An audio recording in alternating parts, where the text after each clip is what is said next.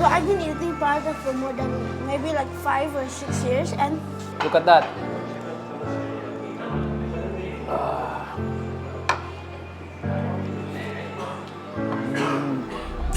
Kada kakainin mo ng karakchay, ang kulay mo at saka ang kulay ng karakchay, pagka halos magkapareha lang, tingnan.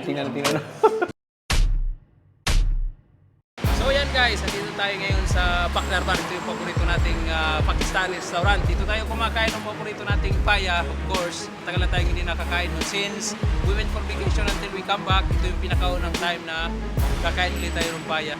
it's been a long time since we went to Pakdarbar, especially me. I never tasted paratha. Who knows, maybe like 5 months. So like, I'm very eager to taste it again. You miss the paya? Yes. Yeah, the paratha as well. Yeah. Dil, Pakistan! Good. You're good? You're good. So, yan guys. Dito na tayo sa Pakdarbar. Yeah. Ito yung namimiss nating lugar. Yeah. So yan guys, ito na yung iniintay nating pagkain. Yes, matagal na tayong hindi nakakain ito. Look at that. Ito yung tinatawag na paya. Look at that. Yan. Yung paya na yan. At saka of course may Pakistani paratha tayo dito. Yon, itong Pakistani paratha. Malaki siya, kakaiba siya. Hindi siya yung normal na paratha. Kasi yung normal na paratha, maliit lang siya at saka very thin. Ito, ang thick niya ay talagang mas malaki siya dun sa normal na paratha. At saka crunchy siya eh. Pag kinakain mo, crunchy siya. Look at that. Kahit nawakan mo, maririnig mo yung crunchiness yan. Look at that. So, anong meron tayo? Meron tayo ditong chana. Ito yung chana. It's a vegetable. So, paborito din natin itong chana. And of course, meron din tayo ditong karakchay.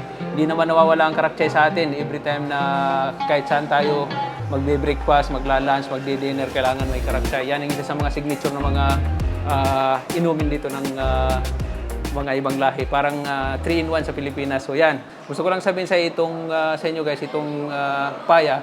Ito yung paa ng kharop, paa ng I guess kambing sa atin, kambing. So ang ginagawa nila ay pinapakuluan nila ng I think 5-6 hours para malambot siya. Kaya pagkakainin itong paya na to, napakalambot niya at saka yan, napaka-slimy niya. Ito yan. Yan. Susok natin yung paratha na yan. Yung paratha na yan. And let's take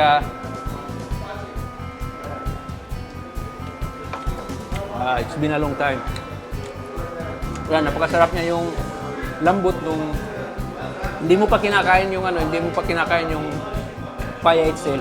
Nafe-feel mo na yung lambot sa loob kasi lahat nung I guess itong slimy nung paya na yan, umahalo siya dun sa mga nilalagay nilang mga spices and sauce pa lang napakasarap na. Paano na kaya itong paya itself? Look at that.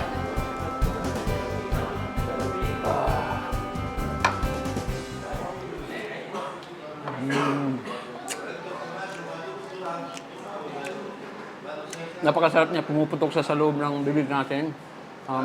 Yun, super lambot niya. The best. And now, next is itong chana.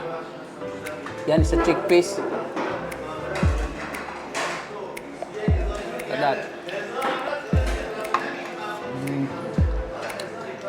Napakalambot din eh. Parang munggong nilaga. Pag kinain mo, parang ganun din eh. Parang biglang pumuputok sa loob. Ang kasama yung mga spices na nilagay nila with the crunchy paratha, panalo. So yan. So I've been eating paratha for more than maybe like 5 or 6 years, and I never like saw its taste. I never like lost its taste. I never hated its taste. I always loved it. Yeah. Look at madam guys. Look at that. You like This is the paratha unod. Not paratha, the paya. Yeah, she like. Paya karne. I will try. This is malambot, not it's good for my teeth. You like paratha? Sa Middle East, kahit siyang sulok ng Middle East, alam mo, pagkakain sila, ang one thing na hindi mawawala sa kanila pagkatapos silang kumain ay ang tea. Either it is green tea, or either it is Sulaimani, or either it is karakchay from Madam. Look at that, si Madam, tingnan mo. Tingnan mo yung Drinking tree. Yala, look at that. Ang kulay mo at saka dahil kada kakainin mo ng karakchay, ang kulay mo at saka ang kulay ng karakchay, pagka halos magkapareha lang, tingnan. See, I'm not satisfied with only one color. Okay ang color. See? Ito, malamig na. 3 cup for you. This one the cup, please. So, yan guys. Si Madam talagang addict sa karaksay yan eh. Tingnan mo yung kulay niya at saka sa karaksay, pareha na yung kulay nila. So ako ngayon, ito yung green tea. Look at that. It's healthy after ka kumain nung, isipin mo yung fats. Yung calories na kinakain natin, napakadami nun, yung fats. So after nyan, kailangan natin ng pang-neutralize. Ito yung pang-neutralize, either it is green tea or Sulaimani. Not karaksay. Karaksay is full of fat also. Like what she did. She will be having double fat for that. So for me, I have green tea and I think this is the one of the most healthiest practice pagkatapos mo kumain yung...